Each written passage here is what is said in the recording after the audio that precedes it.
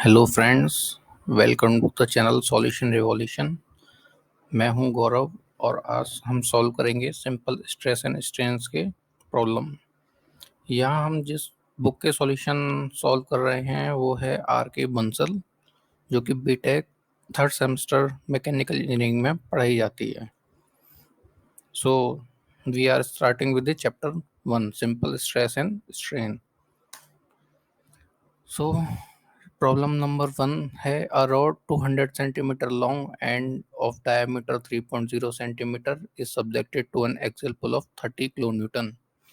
If the Young's modulus of the material is 2 into 10 to power 5 Newton per mm square, determine first stress, second strain and third the elongation of the rod। इस question में सबसे पहले हमें दी हुई information को लिख लेना है, जैसे length L equal to 200 centimetre, diameter 3 centimetre, pull 30 kilo newton and Young's modulus 2 into 10⁵ newton per m square. क्योंकि ये यूनिट्स अलग अलग सिस्टम में दी हुई हैं, इसलिए हमें सारी यूनिट्स को एक ही सिस्टम में लाना होगा। तो यहाँ हम न्यूटन और एमएम में ही यूनिट्स को कन्वर्ट कर रहे हैं। सो लेंथ हो गई हमारी 2000 mm, diameter 30 mm, pull 30,000 newton and Young's modulus 2 into 10⁵ newton per m square. हम इसका अब एक डायग्राम बना लेते हैं। ये आप डायग्राम देख सकते हैं कि इसमें जो भी गिवन इन्फॉर्मेशन है उसको हमने एक डायग्राम में बना लिया, जिससे हम प्रॉब्लम को ईजिली विजुलाइज कर सकें। तो हम सॉल्व करते हैं पहला पार्ट। स्ट्रेस की डेफिनेशन है, it is force per unit area within the material that arise from externally applied forces. So stress equal to force upon area, जिसे हम डिनोट करते हैं सिग्मा से। सिग्मा हमारा हो गया यहाँ पे 30,000 newton divide by area which is π/4 into diameter square. So that's comes to be 42.4413 newton per m square. Second part में हम सॉल्व करेंगे strain. Strain is stress upon Young's modulus. अगर हम हुक्स लॉ को रेफर करें तो the stress upon strain equal to Young's modulus. So हमारा strain हो गया stress upon Young's modulus. So stress की वैल्यू जो हमने फर्स्ट पार्ट में कैलकुलेट की थी उसको हम डिवाइड कर देते हैं हमारे दिए हुए यंग मॉडुलस की वैल्यू से। तो हमारा स्ट्रेन निकल के आ जाता है 0.0002122 mm। थर्ड पार्ट में हम कैलकुलेट करेंगे elongation. Elongation equal to strain into original length. अगर हम एलोंगेशन किसी भी बार का निकालना चाहते हैं तो हम स्ट्रेन में उसकी ओरिजिनल लेंथ को मल्टीप्लाई कर देंगे। इस केस में हमारा एलोंगेशन आ गया 0.002122 which is strain into 2000 mm, जो कि है हमारी ओरिजिनल लेंथ, जिससे हमारी स्ट्रेन की वैल्यू आ गई 0.4244 mm। इस तरह से इस सिंपल प्रॉब्लम को हम सॉल्व कर सकते हैं easily. Moving to the another problem, problem number 2। इसमें हमें दिया हुआ है find the Young's modulus of a rod of diameter 30 mm and of length 300 mm which is subjected to a tensile load of 60 kilonewton and the extension of the rod is equal to 0.4 mm। हम पहला step दी हुई जानकारियों को एक जगह लिख लेंगे। So young modulus क्या होता है, is a measure of elasticity equal to the ratio of stress acting on the substance of the strain produce. तो गिवन इंफॉर्मेशन है डायमीटर, रोड का डायमीटर, रोड की लेंथ, टेंसाइल लोड और extension. Stress की definition से हम load divide by area, तो stress हम निकाल लेंगे 6000 newton divide by 60,000 newton divided by π/4 into diameter का square which is 706.8583 mm square, जिससे हमारी स्ट्रेस की वैल्यू निकल के आ गई 84.83 न्यूटन पर mm स्क्वायर। स्ट्रेन का हम फॉर्मूला लगाएंगे epsilon equal to DL/L means change in length divided by original length which is 0.4 mm divided by 300 mm, जो कि हमारा निकल के आ गया 0.001333। अगली पार्ट में हम मॉड्यूलस ऑफ इलास्टिसिटी डेफिनेशन से निकालेंगे कि हमारा यंग्स मॉडुलस कितना है। So E is equal to sigma upon E which is stress upon strain. तो दिए हुए पार्ट्स में से हम स्ट्रेस और स्ट्रेन की वैल्यू निकाल के हम उनको सिग्मा और एप्सिलॉन की जगह पुट कर देंगे, जैसे हमारी ए की वैल्यू निकल आई 63,678.17 न्यूटन पर एम स्क्वायर। इसके यूनिट को हम कन्वर्ट करेंगे तो निकल के आता है 63.68 गीगा न्यूटन पर मीटर स्क्वायर और 63.68 गीगा पास्कल। अगली प्रॉब्लम पे जाते हैं, problem number 3। The safe stress for a hollow steel column which carries an axial load of 2.2 into 10 to power 3 kilonewton is 120 meganewton per meter square. If the external diameter of the column is 25 centimeter, determine the internal diameter. Step 1 हम देखेंगे, the stress developed in column must be less than equal to safe stress. So the safe stress must be greater than or equal to design stress, or we can say design stress is must be less than or equal to safe stress. दी हुई problem के लिए हम एक figure बना लेंगे जिससे हम इस क्वेश्चन को इजीली अंडरस्टैंड कर पाएं। तो यहाँ जो कॉलम है उसका एक्सटर्नल डायमीटर 25 सेंटीमीटर, उस पर लगने वाला लोड 2.2 इंटू 10⁻³ किलो न्यूटन, और इंटरनल डायमीटर को हमने दे दिया डी से।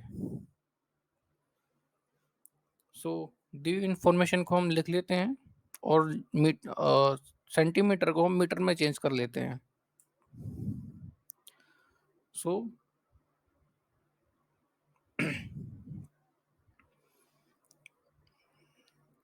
इस रिलेशन को यूज करते हुए सिग्मा सेफ लोड या safe stress will is equal to और ग्रेटर देन डिजाइन स्ट्रेस।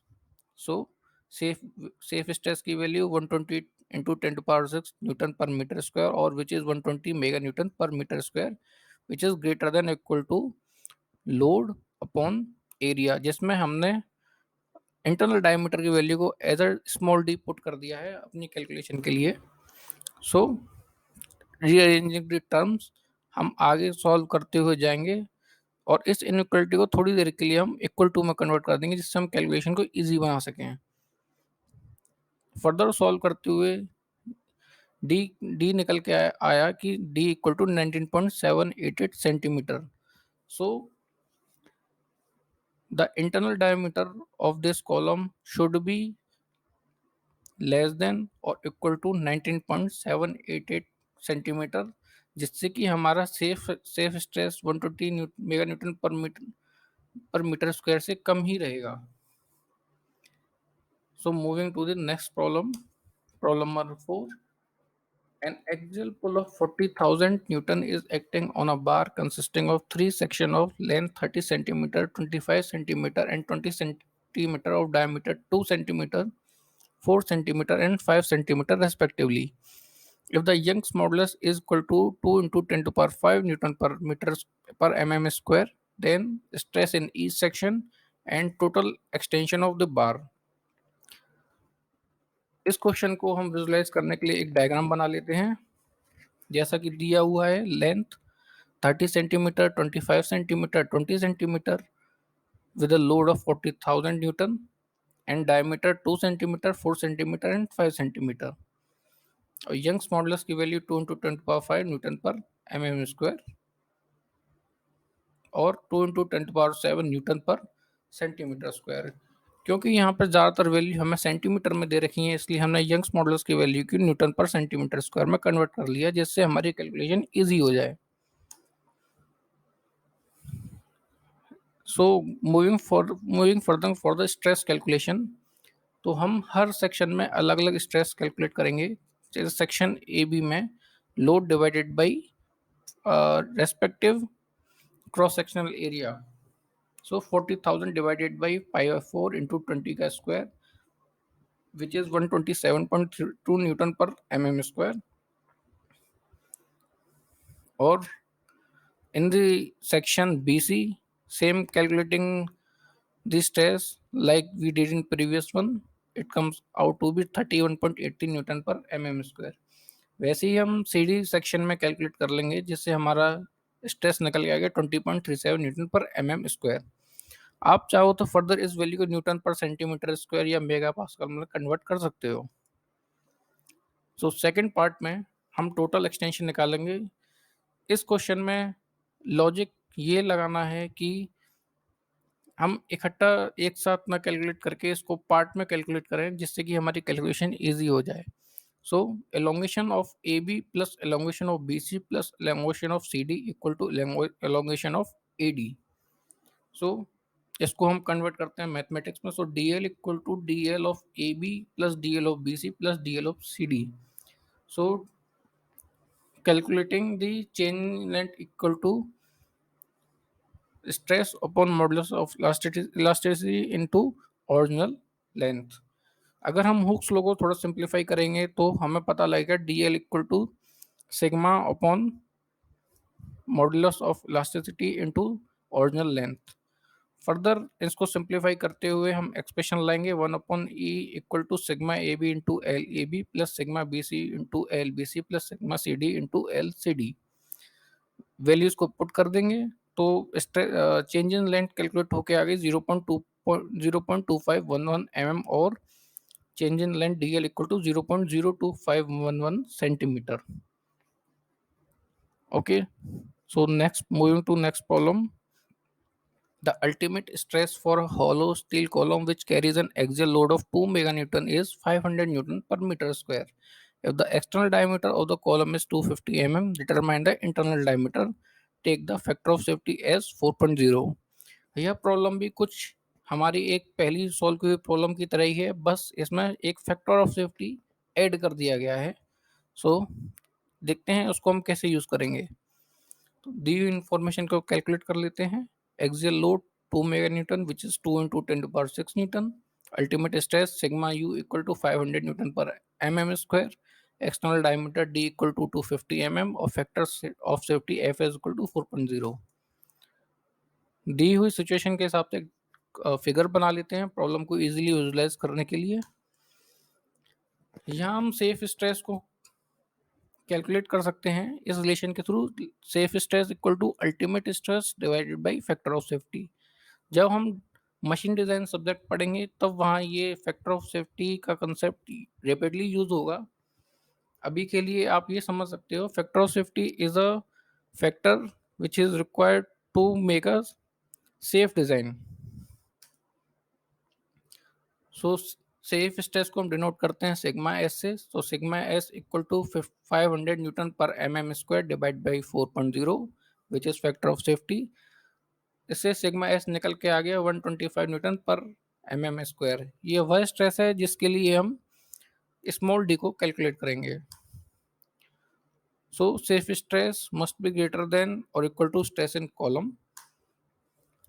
तो फर्दर हम सॉल्व करते हुए इक्वेशन में वैल्यू पुट कर देंगे। सेफ स्ट्रेस 125 न्यूटन पर mm square equal to load 2 × 10⁶ newton divided by area of the column which is π/4 into 250 का स्क्वायर माइनस स्मॉल डी का स्क्वायर। फर्दर सॉल्व करते हुए और टर्म्स को रीअरेंज करते हुए डी की वैल्यू आ गई 205.2515 mm। तो अगर हमें इसका सेफ स्ट्रेस 125 न्यूटन पर mm स्क्वायर या उससे कम रखना है तो छोटे इंटरनल डायमीटर की वैल्यू 205.2515 mm या उससे कम रहनी चाहिए जिससे कि कॉलम का क्रॉस सेक्शन एरिया उससे मिनिमम जो रिक्वायर्ड है उससे ज़्यादा रहे। So moving to next problem which is problem number 6। A member formed by connecting a steel bar to an aluminum bar is shown in figure. Assuming that the bar are prevented from buckling sideways, calculate the magnitude of force P that will cause the total length of the member to decrease by 0.30 mm. The values of elastic modulus for the steel and aluminum are 2 × 10⁵ Newton per mm square and 6.5 × 10⁴ Newton per mm square respectively. सो ये problem थोड़ी सी अलग है क्योंकि इसमें एक assumption डाला हुआ है कि बकलिंग नहीं होगी। So bar will not buckle by the load. Generally क्या होता है जब हम किसी कॉलम को या बार को डिज़ाइन करते हैं, तो अगर उसमें गाइडवेज नहीं है तो हम बकलिंग का कंसेप्ट भी यूज़ करते हैं जब हम मशीन डिज़ाइन पढ़ेंगे। So this is a, if we assume that there is no buckling sideways, तो हम सीधे इस प्रॉब्लम को आराम से सॉल्व कर सकते हैं। So giving noting the given information, change in length. Here हमने माइनस साइन इसलिए पुट किया है क्योंकि लेंथ डिक्रीज हो रही है। So modulus of elasticity for steel 2 into 10 power 5 Newton per mm square, and for aluminum is 6.5 into 10 power 4 Newton per mm square। ये कुछ ऐसा फिगर रहेगा इस प्रॉब्लम के लिए। एक स्टील कॉलम है जिस पर फोर्स लग रही है, जिसका cross sectional area 6 centimetre by 6 centimetre है। उसके नीचे एल्यूमिनियम बार जिसका cross sectional area 10 centimetre by 10 centimetre है। स्टील बार की लेंथ 20 सेंटीमीटर, एल्यूमिनियम बार की length 30 centimetre. So area of steel bar हम निकालते हैं, which is 60 mm by 60 mm is 3600 mm square. Aluminum is 100 mm into 100 mm, which is 10,000 mm square. So total decrease in length is equal to the decreasing length of steel bar plus decreasing length of aluminum bar. So dl equal to dl of steel plus dl of aluminum, which is dl equal to stress in steel divided by modulus of elasticity of steel into length of steel bar। Similarly aluminium के लिए भी हम इसी तरह से expression को लिख देंगे। फर्दर इसे हम सॉल्व करते हुए एक्सप्रेशन को सिंप्लीफाई करेंगे, which is D L equal to load into length of steel divided by area of steel multiply by modulus of elasticity of steel plus length of aluminum divided by area of aluminum bar into modulus of elasticity of aluminum bar। दी हुई values को हम उनकी जगह put कर देंगे। हम चाहें तो इसको माइनस साइन रख के सॉल्व कर सकते हैं क्योंकि ये सिंपल प्रॉब्लम है, पर जनरली मेथड ये बोलता है कि अप्रोप्रिएट साइन रखे जाएं। So further solving is that हमारा लोड निकल के आ गया 405,779.93 newton, which is 405.78 kilo newton approx. सो आज के लिए इन 6 प्रॉब्लम के साथ हम अपने इस लेक्चर को ख़त्म करते हैं। If you want more videos like this, please like, subscribe and share. अगर आपको कोई स्ट्रेंथ ऑफ मटेरियल में डाउट है तो आप मुझे मेल कर सकते हैं अपनी प्रॉब्लम। मैं कोशिश करूँगा कि उसको आपको सॉल्यूशन प्रोवाइड करा सकूँ। थैंक्स।